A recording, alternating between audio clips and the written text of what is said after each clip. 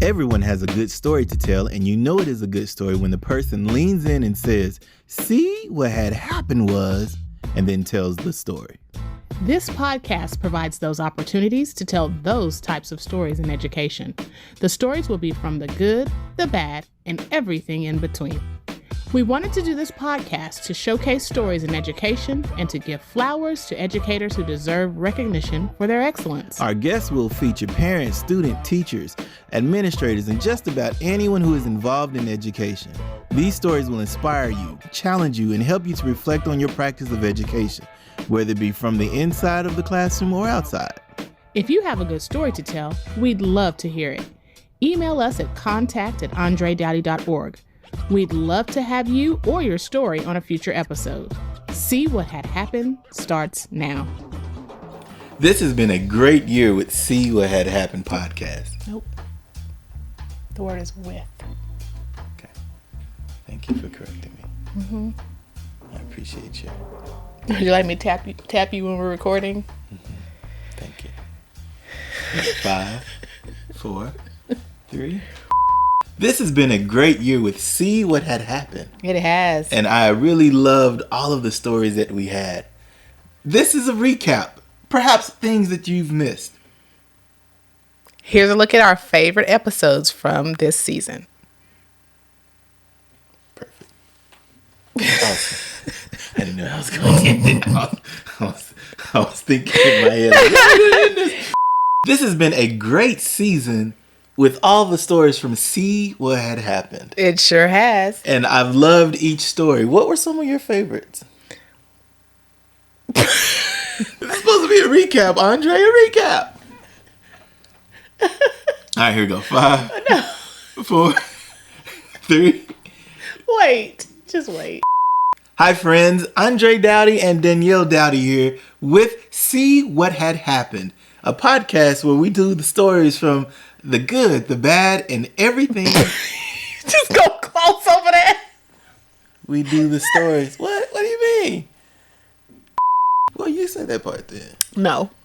You're going to get it. You're critiquing You're me. going to get it. 5, 4. Welcome to See What Had Happened, where we share educational stories from the good, the bad, and everything in between. This has been some season. Some season it has been. The stories given and shared with us just made us laugh. Welcome to See What Had Happened, where we share the educational stories from the good, the bad, and everything in between. Yes. This has been some season. Some season it has been. Mm-hmm. We enjoyed all of the stories shared and told with us. And here's a look at some of the ones that perhaps you have missed. Let's take a look back on season 1.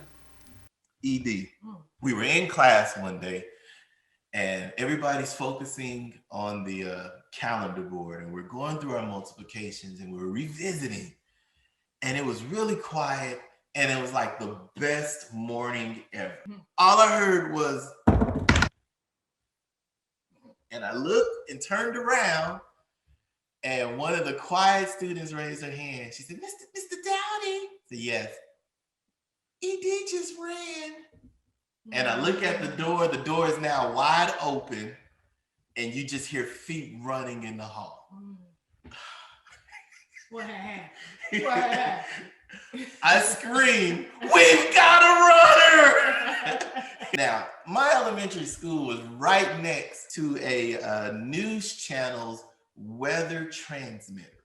You know, the big red antenna that goes up in the air. His goal was to run and climb that and do the Macho Man Randy Savage offer. So he's got 50, 60 yards on me before I discover where he's going.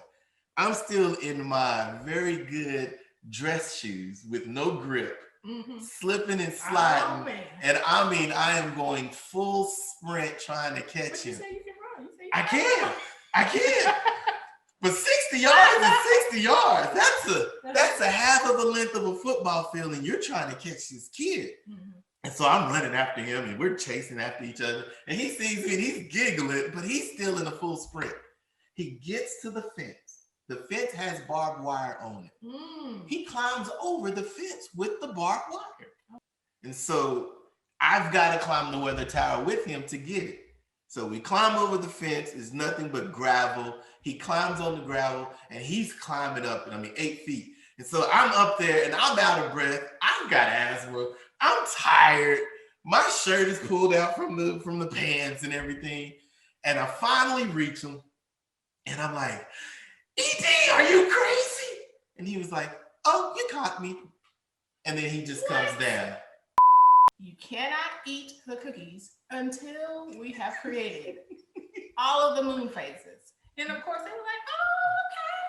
So we learned about the moon phases and we carved out the different phases of the Oreo cookies.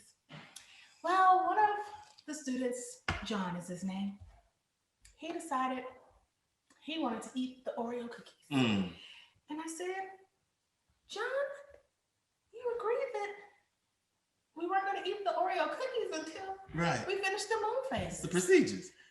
Oh, that set him off. He tore up my room. I have never seen such. Some Oreos?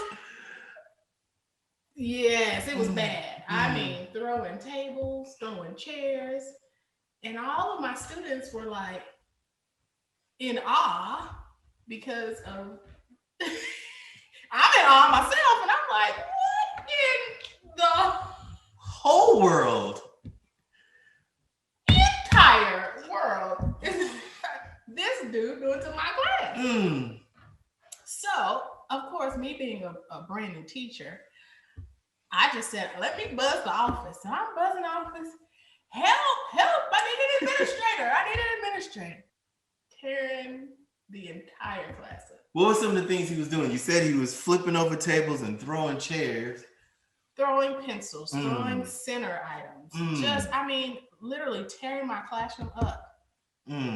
Now, I'm from the old school. Because I'm like, if you're going to tear it up, you're going to clean it up. Right. But was he suspended? I think he was suspended once, maybe. I think after that, they realized that, I don't know, there was more to it. More to it. Yeah. So what was the more to it? I might say the third time he tore my class, mom messaged me and told me that she was going to be taking him to the doctor. And after a few weeks, she messaged me again and told me that he had a tumor behind his eye.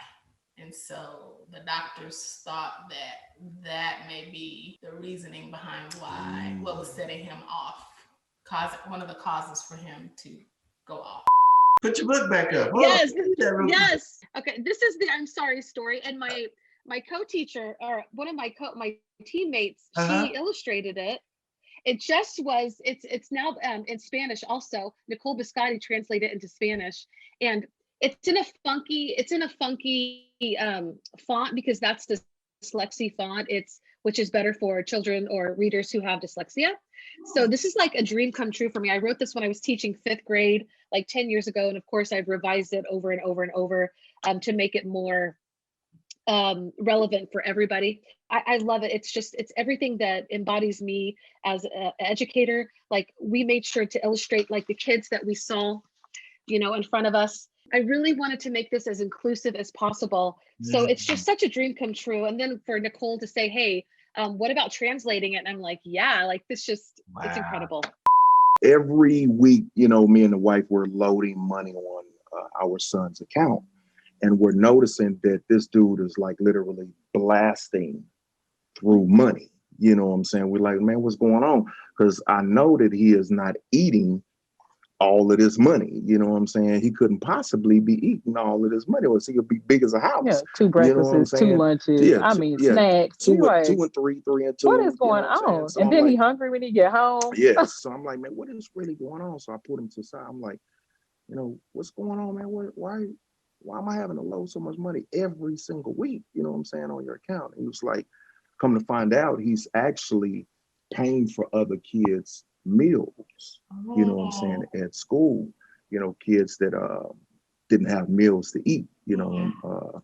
So I was like, me being me, I had to turn my back right quick and wipe that thug tear. Right. You know what I'm saying? It's there. It was forming. It was forming right now. It was there. It was there, Dre. You know what I'm saying? It was exciting. The idea is we're going to go out, we're going to map water, we're going to study marine debris, we're going to look at how plastic enters, ocean systems, where it comes from, where it travels. It was a lot of really, messy research and going out in the field and literally using smartphones and QR codes and putting dots on maps and then looking at patterns. It was very, very different than what a lot of students were used to. And the parents were excited. National Geographic's coming out with a film crew. They're going to be doing all this cool stuff. Everybody was pumped. Students were pumped. Lots of questions flying, lots of things going on. And it was an absolutely super nutrient dense learning atmosphere, right? Mm-hmm. Kids reading, they're writing, they're learning, they're watching videos, they're asking questions. It was the highlight of my teaching career for the past 25 years. Now remember, this is 11 years ago. So I looked up video versions of the story and other versions of the story because I knew they existed. And I found this great other version where the tree sets these healthy boundaries for the boy. So I'm thinking, this is great. I'll bring this to class. We'll have a good discussion about it. I had this really great group of thinkers. I thought they were going to love it. Cut to the next day. We are watching this video that is supposed to have an alternate version. And it gets to the part where the boy comes back as an adult. And he says, "Give me all your effing apples," but not effing. And I could have died. This is what had happened. So Gloria, so that's her name. So Gloria and I, we would meet, talk, just do a lot of things outside of school. With her loving to cook, she always made me extra, right? She would put it in a Tupperware container, seal it up real nice, and put it in the community staff lounge refrigerator, which was nice because nobody would see her give me food. I would just swoop in, pick it up, keep it moving. Well, on this particular day, she did drop off some food for me in the refrigerator, and I was beat down on this day. I remember it like it was yesterday. The kids were on one. I had grading. There was parent-teacher conferences coming up. And so at lunchtime, my students went to the cafeteria. I rolled in, stopped by the refrigerator, picked up the meal, headed back to my room, warmed it up, sat down. And as I'm sitting in my piece, eating this meal, man, it was so good. It was filling, mouth-watering. It hit the back of the mouth, the tonsils. It was just incredible. As the kids are working, I happen to check my email, right? The staff email. And there's this message that was sent all staff by a colleague in another grade level. So this colleague says, "Hey, somebody went into the refrigerator, ate my food that's specially made for me. In addition, I'm pregnant." So, I'm looking at the email damn, that's crazy, man. Who would do such a thing? Then my girlfriend, now wife, she sends me an email. She's like, "Hey, did you eat her food?" And I was like, wait a minute. I dropped everything. Passing period came. I went to the refrigerator, looked in there, and I saw the Tupperware that looks like my wife Gloria's. I was like, oh my God. Hearing the conversations of the researchers in French, and I would pick up things. They would say things like, I know one phrase I remember is "zut allons," and that's "gee damn it" in our language. And so when these researchers and things, they would get together and write these grants, yes, there was a lot of explicatives. Through them, they taught us what it meant to be brothers. So I had them do this exercise. I told them they had to stand in a straight line, and there could only be two people's feet that touched the ground, or two feet that touched the ground. And somehow they made this bridge across themselves that they were all able to hold each other up, literally putting one on top of the other. They were holding each other's legs. And it was this amazing moment where we all went from arguing and crying, or arguing to crying, And we were all looking at each other like, I don't know how they did that, but man, I love you. I love you, man. You all right? And so it was just a really fun time that made us kind of bond and come together over watching them. And I had pulled this young man out of the game at one point because he was making mistakes that we had worked on over and over. And it was one of those gyms where the fans sit right on top of him. And I kind of chewed him out. I guess I really chewed him out. And of course, all of our fans behind us heard that. So we get back to the gym and everybody's getting their stuff out of their lockers. They're getting ready to go home. And the freshman coach says, Coach, Bill Gass is going to quit. And he was the kid I pulled out of the game. Now, the old me would have said, well, if he wants to quit, let him quit. Yeah. Let him go. But Bill was such a good kid, such a hard worker. And I knew I had wronged him to an extent. And so I said, Coach, look, make sure Bill doesn't leave the gym till I talked to him. Because I knew once he walked out the door, it was over. He wouldn't come back. That'd be it.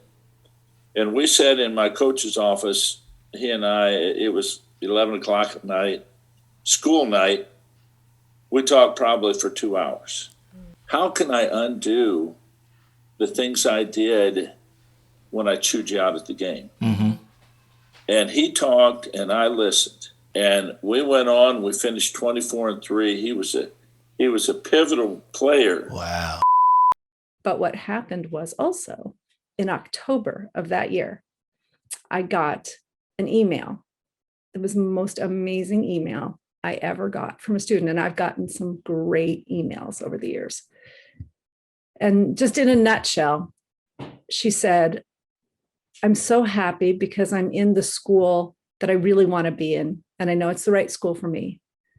But I wanted to say how terribly sorry I am that I behaved that way in your class and that I treated you so disrespectfully when you are truly the best teacher in that school and one of the best teachers I've ever had.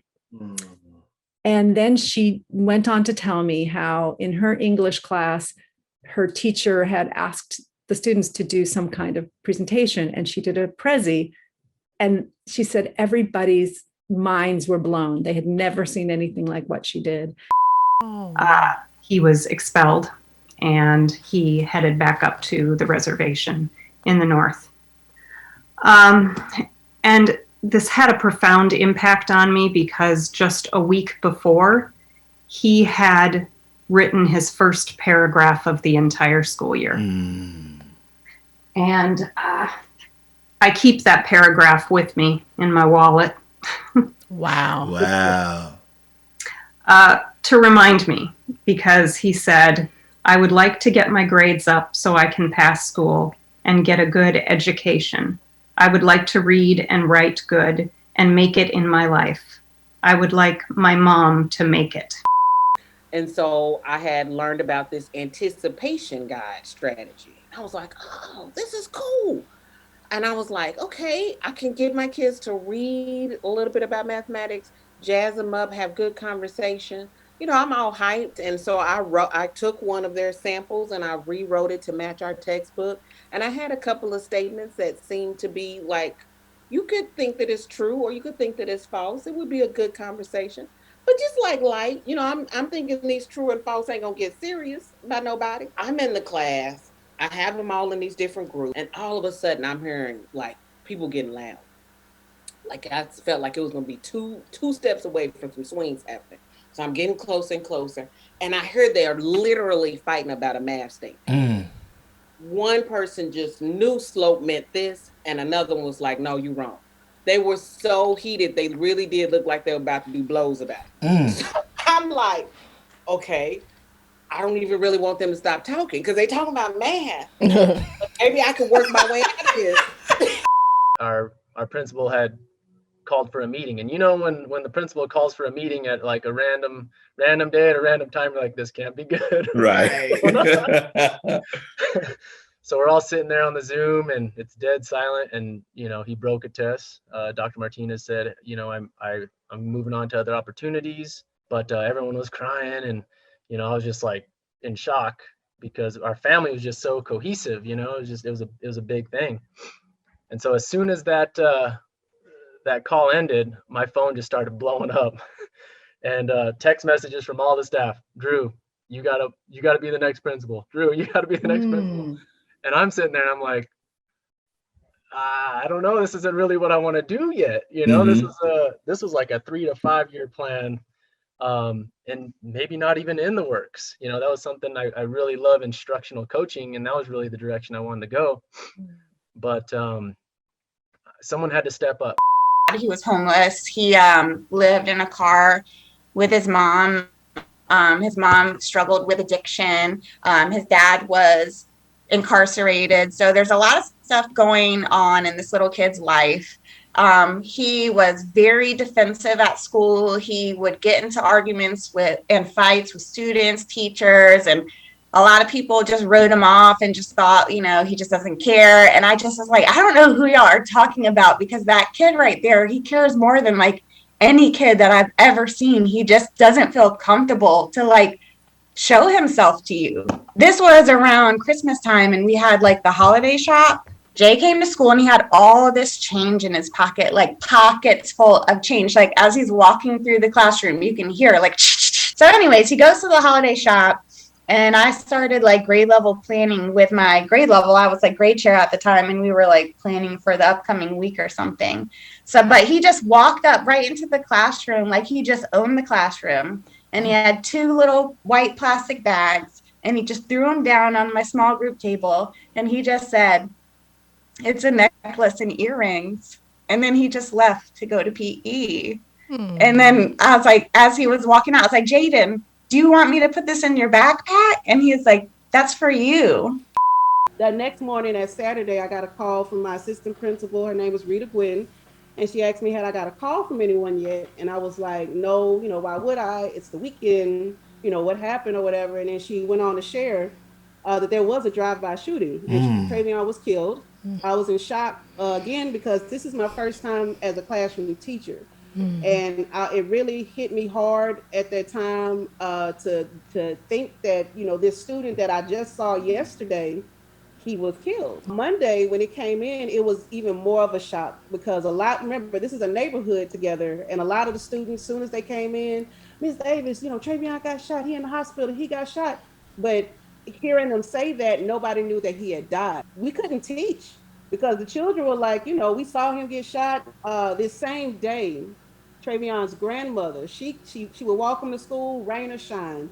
And I remember she came up to the campus, she walked up the hall, she had tears streaming down her face, because she says, "I have to do this. I have to walk up this hall, walk him to his desk like I regularly did, or else I'm going to lose it." And, you know, we ran to her, we held her hand, she walked in my classroom, walked to the desk, rubbed the desk, and she went on to tell us, you know, what happened.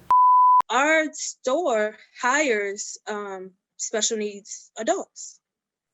And so you see the baggers, and you see the people that are getting the carts and stuff. So it's like I get to see that part of it too. And being in the school, it's like, okay, I can rally for you. Like, I know you know this stuff. I had a guy come through my line and use the R word on the bagger that I had. Oh my goodness. Yeah, I completely stopped. I completely stopped him. I was like, you know, if you're gonna come through my line and be disrespectful, I can't help you. I said, he's very capable of doing his job. And I said, if you can't understand that and get what you need to get and get out, then I don't have nothing. I don't have anything for you. You gotta go. You gotta get out of my line. I'm sorry.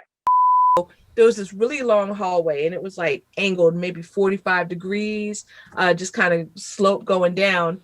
So I decided that I wanted to be like a sprinkler. I wanted to act like a sprinkler for some reason. So I took a bottle of bottled water, and this is slightly nasty, I apologize. But I just started, I took a swig of the water. I started spinning around and acting like I was a sprinkler. And the next thing you know, I crashed into the wall, going down this steep incline. And next thing I know, I'm on the ground. My 2 friends are like getting me up on my feet. And I feel like my head is like, my head is just banging at this point, and I have my hand on top of my forehead. Mm-hmm. And, you know, I saw 2 more classmates or something that were coming into the building as I was going out.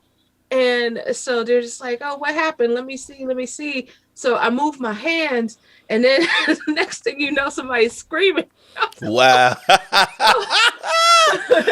And I don't even know what's going on at this point. Long story short, I had this humongous goose egg on my head. It did not go away for the entire summer. I had to graduate with this thing.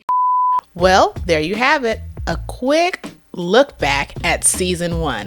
We thank you for tuning in to our very first season of See What Had Happened. We have enjoyed this journey.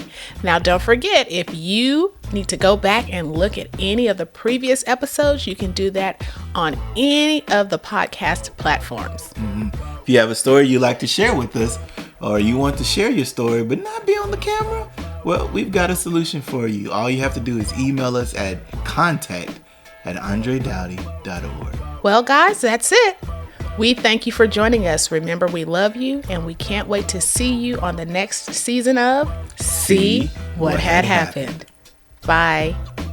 This podcast is a proud member of the Teach Better Podcast Network. Better today, better tomorrow, and the podcast to get you there. You can find out more at teachbetter.com/podcast.